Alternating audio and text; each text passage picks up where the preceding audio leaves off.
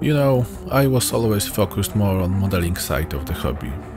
I tried to build models as good as I could, and after looking at other modeling niches like aircraft or panzer, I decided to push myself even further with this Space Marines Redemptor Dreadnought. Before even buying the model, I already had a plan of what I'm going to do to him. After unboxing, I looked at sprues and instruction to find out how to approach my idea. Then I started cutting and cleaning process. I was using sanding sponges for the first time, and I must say they are great. After cutting excess plastic, scribing all mold lines, and I mean all, these sponges gave me ability to clean and polish parts to the level unreachable with just a hobby knife or mold line remover. The sponges comes in many grids, and I found the 800 and 1200 to be most useful to me, even though I think the 800's texture shouldn't be visible after painting. I was using Tamiya thin cement for the first time also, and it was a game changer with its features. It can be used not only to wet plastic together, but because of its thin properties and low surface tension, it's a great cleanup tool. Every time I was cutting, drilling or scribing, there was plastic dust and flakes all over. Sometimes you even can't see them with a naked eye, but a little brush stroke of this cement will melt that residue, leaving a nice clean surface. There is one downside of that. It will not work good as a gap filler, unless you mix it with plastic leftovers, creating mixture called sprue goo. With thicker and stronger cements, you can just smear them over the joint and fuse parts this way, or you can just use a designated filler product like Tamiya basic type putty, but this one I will be using for different purpose in few minutes. Right now I had a different problem. I've noticed a crack in engine exhaust part, but in modeling almost everything can be fixed, and I had simply put a lot of glue on to weld it, and then just scribed it and sanded it flat. Easy.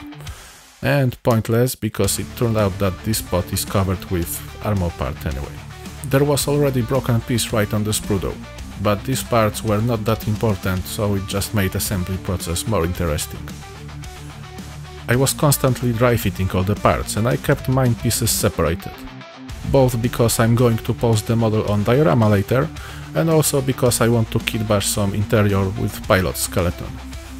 But before that, I've made 95-degree bevel on one side of chest armor piece and shoulder plate, making room for some weld bits. This dreadnought died in the middle of a battle, after temporary fixes like casted metal armor plates welded back on by random Imperial Guard soldiers. I had mentioned drilling gun barrels, but what about missile launchers? It's also a great way to make your models look like they are in the middle of a fight, not like they just came out of a factory on Mars. I've made a small puncture in the middle of a missile to guide a drill bit. This is a tight spot, so accuracy is important. That way drill will not jump around on the surface. I was using Tamiya hand drill for better control. Drilling that way lets you feel the tension, so you can adjust accordingly. Thanks to that, bit will not snap that easily like when using power tool.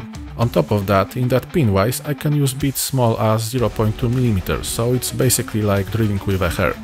After the main hole was done, I've just made one turn with a bigger bit to clean the exit. Then I've made final touch-up with Tamiya extra thin. Next step was more scribing and sanding. Yeah, I did a lot, and I had to keep taking breaks from it just to keep my sanity intact. And I must admit, sometimes it can be a struggle, like a half-dead space marine enclosed in this life-sustaining walking tank that is a dreadnought, for hundreds of years without the ability to even feel the wind on your skin. It will put a mark on the human mind, and only in death does duty ends. And death finally comes with a bullet that pierces straight through Sarcophagus barriers, ripping its way and splitting inside to grant a mortal wound and feeling of freedom in his last breath.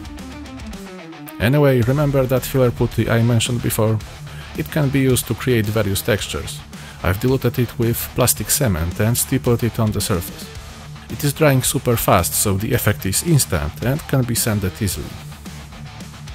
The next awesome feature of this putty is that it allows to create realistic impact marks and holes from bullets. It took some time to learn how it behaves, how much to apply and what consistency works best. Overall, that technique is not that hard and results are far better than common cartoonish style of marks cut with a hobby knife. After I've drilled a bunch of holes in various sizes around the model, I use the back of a drill bit or even toothpicks to sculpt the holes just by punching through or twisting. The idea is to push putty outside of the hole and let it create random jagged structure around the corner. You can clean the excess with a hobby knife, yet I didn't mind a little exaggerated effect. To finish it, I've just put some glue to blend the edges and sometimes to make the putty flakes more structurally sound. I was not planning to use the plate on the model, so I went for an experiment with a candle. If carefully done, the fire will hit plastic to a point when you can bend it yet maintain details. This way it looks like the impact from penetrating bullet was so strong that the Sarcophagus faceplate got distorted and ripped off. I treated one of his shoulder plate the same way. It will lift one part slightly above front one, leaving a space for another fun technique, flame cut marks. When a machine leaves Adeptus Mechanicus Manufactorum, every joint is grinded, polished and oiled in sacred manner, but this spot can show a hint of how armor plate could be produced. I've just made a lot of cuts, quick edge sanding and flooded them with plastic glue. Awesome. To add more details, I drilled the holes remaining after Sarcophagus cover. In this scale every millimeter is crucial, so carefully measure spaces between them. I just eyeballed it. And mostly nailed it, just few errors that I cut away, simulating metal torn away during impact. I remove bolts and drill the holes so they become interesting spots for rust streaks when painting. Now it's time for something that turns out to be the most difficult thing in my hobby journey. Weld bits. For this task I was using Tamiya epoxy putty. Like green stuff, it comes in two parts. I cut roughly equal parts and mixed them together. Then I've made thin strings and applied them in the grooves between two parts. I've made custom sculpting tool using small piece of hard plastic and began the process. And I felt regret soon after. It's first time, so I tried again with thinner noodle. Forget to keep my tool moist and failed again. Maybe enlarging a groove will solve it. And indeed, after removing excess, that third attempt was looking way better. I started to work on a pilot body. I had cut away skeleton skull and changed it into AdMech head with breathing mask.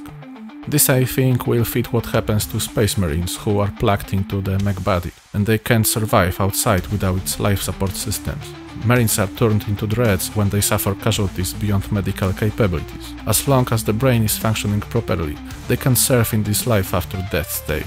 I did not glue main chamber, so I can open it now to create some interior details. I've used bits from Dune Crawler and Cataphrone Servitor kits for that task. I glued them in place and added some supports from behind to make the structure stronger. You probably noticed missing weld bits. Yeah, I promised to myself that this will be the best and most detailed model I've done so far. I couldn't stand mediocre result I did with them. So next day, I've made this awesome welding tool. It was made out of aluminum can shaped with rotar tool and surgical blade after I had taken away its ability to cut my fingers. It's glued together with CA, and to speed up drying time and to make it more sturdy, I sprinkled sand all over the glue joint. Again, I prepared in noodles, kept forgetting to moist the fingers on tool, and started punching to create weld texture. I mean, there is still room for improvement, but now it looks like the actual welds.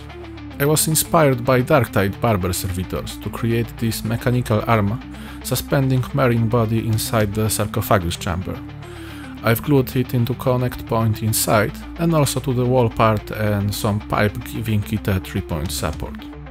After the inside was done, I closed it and glued in place. Then with the help of a drill and CA glue, wires were added. And servitor arms. I will sink Sarcophagus plate under epoxy lake in future videos, so I gave it some more details like broken rods or snipped bolts and holes. I was searching for some idea of how this model will stand on diorama. Using blue tack, I had put the model together without gluing, so I can take it apart easily. I found out that to keep the visual balance, I need to make some cast steel textures, also somewhere in the bottom part. After creating the texture, I used rounded bit of my rotar tool to simulate hammer marks. Since I have pink Dremel already out, I changed the bit for circular saw, and saw away a cylinder cap of plasma shotgun thing.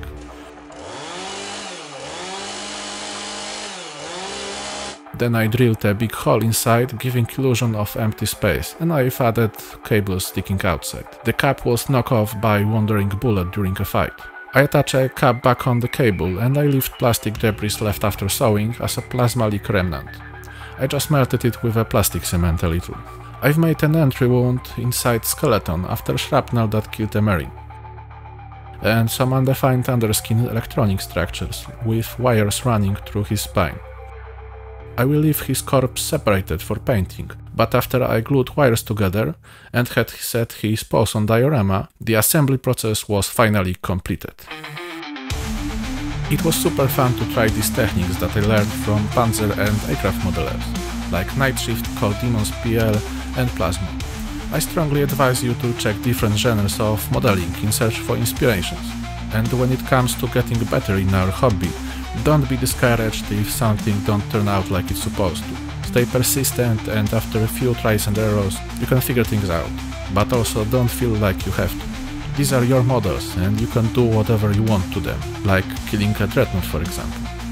I hope you enjoyed this video like I did, and if you do, don't hesitate to share it with your friends. And if you want to see how I've made this awesome diorama, watch my next video at the end. My name is Martin, and you was watching Wardrobe Workshop. See you next time.